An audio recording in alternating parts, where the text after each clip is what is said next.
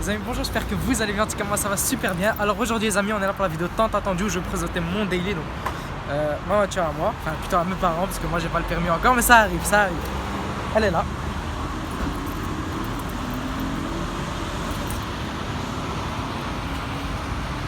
Donc, on est sur une Audi A5.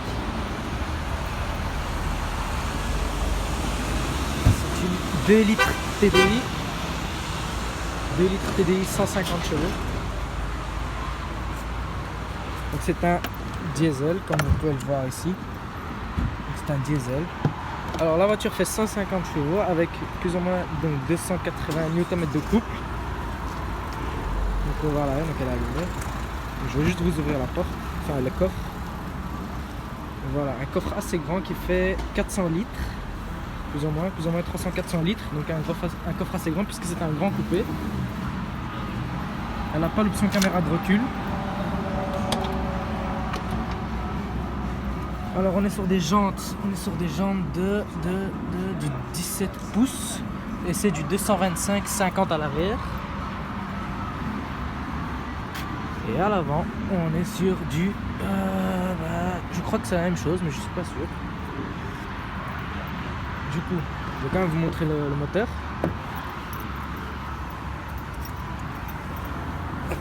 On appuie sur la petite manivelle ici. Hop. Juste retourner.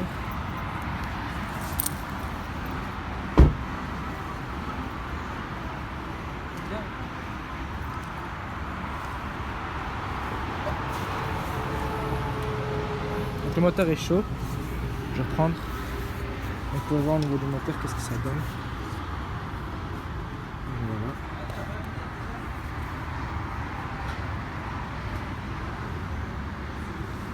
Donc c'est une Audi A5 de 2018, phase 1. Vous pouvez le voir ici, elle n'a pas les phares Matrix. Donc c'est le clignotant.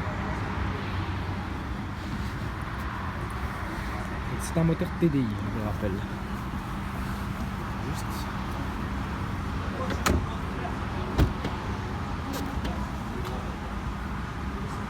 Voilà. Bien fermé? Ouais, il est bien fermé. Waouh! Bon, du coup, on va passer à l'intérieur. J'ai mis où les clés? Je crois que j'ai... Ah, mais sans la clé. Alors, du coup... Alors voilà, on est sur un modèle. Donc la voiture, je l'ai achetée il y a exactement 1 an. Elle a 50 000 km. Donc je l'ai achetée, elle avait aux alentours des 4 000 km. Donc j'ai acheté quasi neuve. Enfin, bon, j'ai acheté quasi neuve.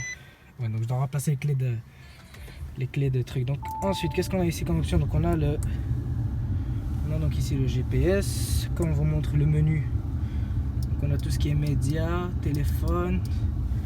Ici on a le Audi Drive Select, donc ce qui permet de vous choisir donc si c'est dynamique, donc entre économique, confort, automatique ou dynamique. Mais pour ça j'ai mis en dynamique. Alors du coup ici on a la clim, on a ici le siège chauffant. On a ici donc le siège chauffant. J'ai pas la caméra droite comme je vous dis, donc c'est que les capteurs. Ici donc on peut enlever l'ESP et le start-stop. Donc ensuite, ici c'est le frein à main. Donc ça c'est ma boisson parce qu'en fait on était parti en Hollande, donc on a passé une journée en Hollande, donc c'est plutôt cool. Et, donc ici on a la navigation. Vous voyez qu'on a encore 63 km à tirer. Ici donc c'est tout ce qui est téléphone. Là on a tout ce qui est radio et médias. Alors, ouais, donc on a la carte, on a de tout. Donc là l'intérieur. Ici on a donc les phares en automatique.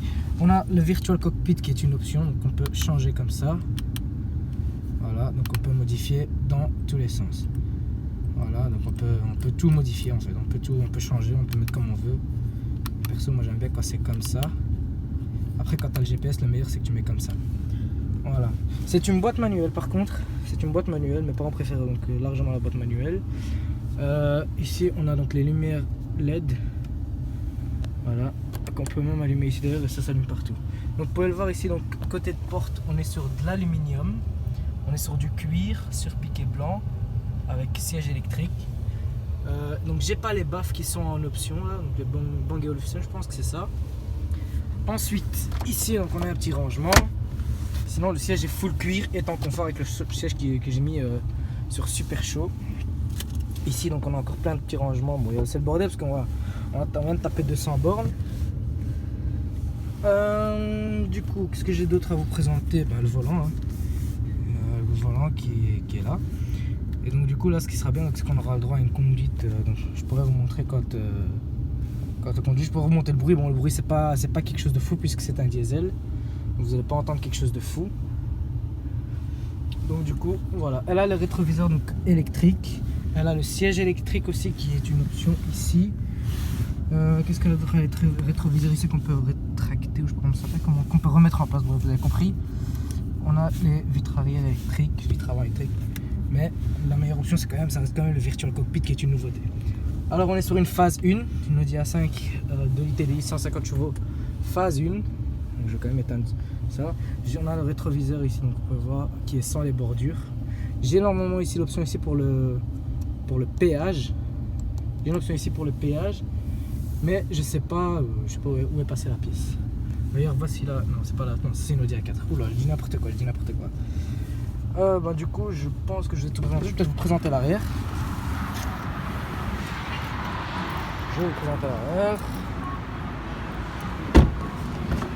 Donc l'arrière aussi qui est ici, qui est aussi en full cuir sur piqûre noire avec le logo Audi que moi j'ai rajouté moi-même perso.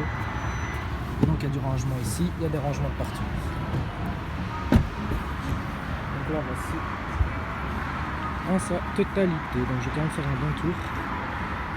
J'ai pris l'option un peu d'échappement parce que ça ne sert pas à grand chose. J'ai pas les vitres teintées ici. Donc les vitres teintées là et à l'arrière. Mais ça va changer bientôt. Rétroviseur. J'ai pas le paquet S-Line, mais vous voyez qu'elle est quand même rabaissée. Je trouve qu'elle est fort rabaissée pour une voiture qui n'a pas S-Line. Voilà, j'ai caché la plaque bien évidemment pour discrétion parce que c'est pas la mienne. D'ailleurs c'est quoi ça ici? Voilà, c'était pas mis en place. Voilà. Je vais la montrer en sa totalité. Elle est comme ça. Donc je vous reprends tout de suite pour la conduite.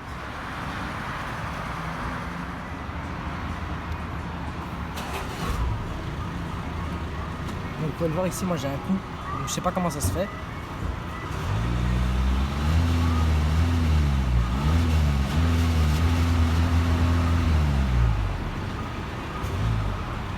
Et donc voilà, voici le bruit. Donc du coup maintenant, je vous reprends tout de suite sur la route pour voir ce que ça donne. A tout de suite.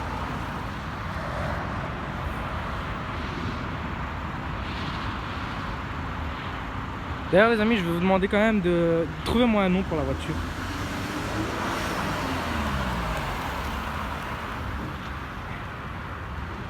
Là voici. Donc quand même franchement, le fait qu'elle est noire comme ça la nuit, ça lui donne vraiment, je trouve que ça lui donne quand même vraiment de la gueule quand même. Je trouve qu'elle a vraiment de la gueule. Bon, je filme comme ça sur ma tête parce qu'en fait on a enlevé les cache-plaques, donc enfin les cache-plaques que j'ai fabriqué moi-même, mais bon c'est pas grave. Donc voilà. Là voici. Je reprends tout de suite. Franchement pour un diesel ça marche très bien quand même. Donc on la voit juste ici. On fait le tour.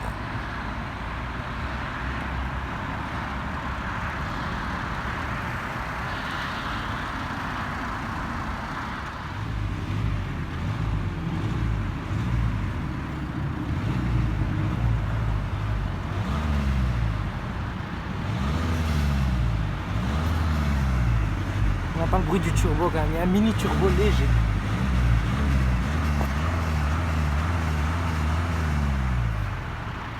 Donc voilà. Je vous reprends tout de suite pour la conduite.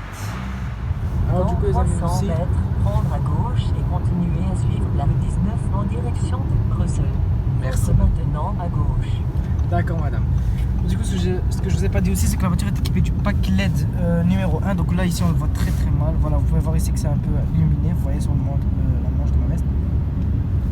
Et donc aussi, la voiture aussi, ce qui est très bien chez Audi, c'est très connu, c'est la tenue de route qui est magnifique, comme vous pouvez voir la maintenant. 19 sur 34 km. Voilà, vous voyez la tenue de route chez Audi, pas mal. Malgré que la voiture n'est pas équipée du quattro, donc c'est une propulsion. Oula, Dodan. Par contre, voilà, c'est pas parce que c'est ma voiture que je vais commencer à dire que des points positifs. Il y a aussi des points négatifs, bien évidemment, comme sur chaque voiture, c'est que les suspensions sont très raides. C'est ça le problème. La voiture est très, comment on dit, elle est très, ouais, elle est tape-cul en fait, tout simplement. Elle est vraiment très tape-cul. Je sais pas si ça va parce que c'est un diesel ou un essence, mais je pense pas. Donc voilà, c'est tout ce que on va dire quand même. L'intérieur, franchement, bon là on est sur une route qui est pas très clean, mais sinon à part ça, donc sinon il n'y a pas de bruit à l'intérieur en fait. D'ailleurs j'ai quand même activé le petit siège chauffant. Je profite de mon Red Bull. Je veux quand même vous dire que c'est pas bon pour la santé. C'est pas bon pour la santé le Red Bull. Non, buvez pas, buvez de l'eau. Buvez de l'eau. C'est bon pour la santé. Donc voilà. Donc c'est une voiture franchement qui est très confortable. Dodan. On entend bien le bruit. C'est une manuelle. Donc on va faire, il y aura une entrée d'autoroute assez dynamique.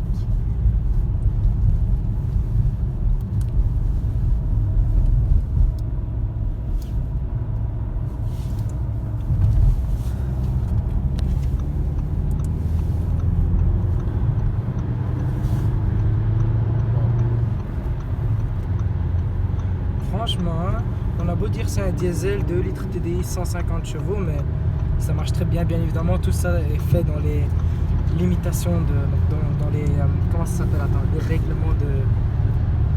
règlements de la limitation de vitesse. Mais évidemment, on va pas commencer à dépasser la vitesse autorisée.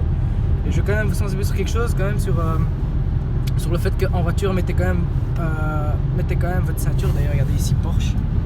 Il y a un concessionnaire Porsche ici. Franchement très beau. Donc, je vais quand même vous dire, mettez quand même votre ceinture en voiture parce que c'est quand même très dangereux. Vous avez vu sur la vidéo du salon que j'ai fait le test de crash. Donc en fait que si la voiture, quand la voiture fait un tonneau, à quel point la ceinture est importante. Voilà. Donc je vous dis quand même de faire attention. Encore aussi un dernier sujet que je voulais vous aborder, c'est en fait alors, comment l'histoire de la Audi A5 est arrivée en fait. C'est tout simplement en fait on a eu un crash avec une ancienne voiture. Donc j'avais avant celle-ci on avait une Audi A4 de 2009 qu'on avait acheté neuve. Le prix je vais pas vous communiquer parce que voilà c'est pas pour on avait acheté à l'époque neuve, on a quand même payé assez cher, donc je vais pas dire ça pour je vais pas vous communiquer le prix par respect quand même, et puisque ce sont pas mes affaires. Donc en fait ce qui s'est passé avec la voiture, bon elle avait quand même 200 000 km quasiment, elle avait quasiment 200 000 km, c'est une voiture qu'on a utilisée beaucoup. C'était un daily, mais c'était un vrai daily. Il n'y a pas un jour où elle ne roulait pas. Ce qui s'est passé en fait avec la voiture, c'est que c'était un matin avant qu'on partait en vacances. Donc un jour avant qu'on partait en vacances, on a eu un crash. Prochainement à gauche. D'accord, madame l'autoroute, madame le GPS, tantine. Donc ce qui s'est passé en fait, c'est qu'on a eu un matin, donc avant les vacances, oui, on a eu un crash avec une camionnette. Et bah, je vous montrerai les photos maintenant qui vont apparaître maintenant.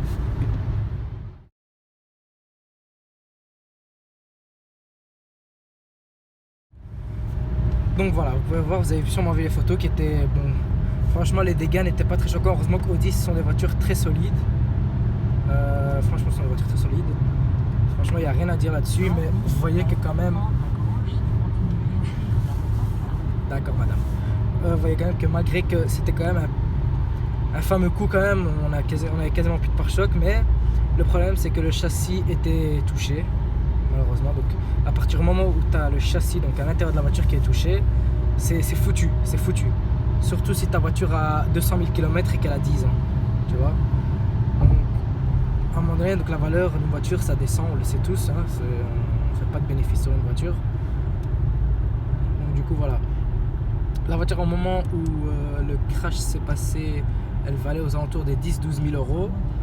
Mais comme la voiture avait été déclarée ici en Belgique comme sinistre total, donc comment ça se fait qu'elle a été déclarée comme sinistre total? C'est qu'en fait, parce qu'on pouvait la réparer. On pouvait la réparer, mais sauf que les frais de réparation coûtaient plus cher que la voiture elle-même. Donc je vous donne un exemple. Votre voiture, elle coûte 5 000 €. Elle vaut 5 000 €. Mais les frais de réparation coûtent 7 000 €. À ce moment-là, en fait, ce n'est plus possible de réparer votre voiture. Elle sera déclarée automatiquement comme sinistre total. Du coup, ce qui se passe par après, c'est que vous la revendez votre voiture, mais à quelqu'un qui va faire de l'export. Donc ça veut dire que la voiture va revivre, mais elle ne va plus revivre ici, dans mon cas, en Belgique, tout simplement. Donc voilà la petite histoire. Donc on a eu un crash qui a été déclaré comme sinistre total, tout simplement. À l'époque, elle faisait quand même 120 chevaux, magnifique, elle était grise, elle était magnifique, Donc voilà. Bon les amis, sur ce, je vais pas faire durer trop longtemps la vidéo. Avec mon blabla. Sur ce les amis, moi je vous laisse. Je vous dis à la prochaine. N'hésitez pas à m'ajouter aussi sur Instagram, à vous abonner à la chaîne. Ça va apparaître juste maintenant.